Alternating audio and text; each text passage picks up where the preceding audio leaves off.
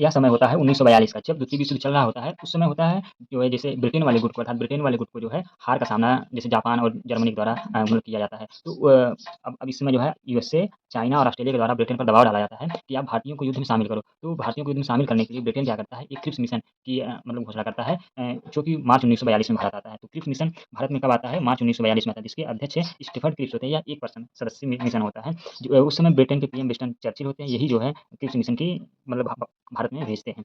इसका कारण क्या होता है? द्वितीय विश्व युद्ध में भारतीयों को शामिल करने के लिए यूएसए, चाइना और ऑस्ट्रेलिया के द्वारा ब्रिटेन पर दबाव डाला जाता है, तो भारतीयों को खुश करने के लिए जो है क्रिप्स मिशन भारत में आता है। इसमें क्रिप्स मिशन में जो कुछ प्रस्ताव रखे जाते हैं, जिसमें एक प्रस्ताव रहता है कि भारत को डोमिनियन स्टेट का दर्जा दिया जाएगा युद्ध के बाद, एक संविधान निर्मात्री परिषद का गठन किया जाएगा। इसके साथ-साथ जो है अब जो इस संविधान को नहीं मानेंगे, वे प्रांत जो है खुद को अलग कर सकते हैं। अर्थात एक तरह से देखा जाए कि अप्रत्यक्षता जो मुस्लिम लीग या जिन्ना मांग कर रहे थे पाकिस्तान के लिए अलग प्रांत, पाकिस्तान एक अलग राष्ट्र हो, वो अप्रत्यक्षता यहाँ पर स्वीकृति मिल जाती है पाकिस्तान को।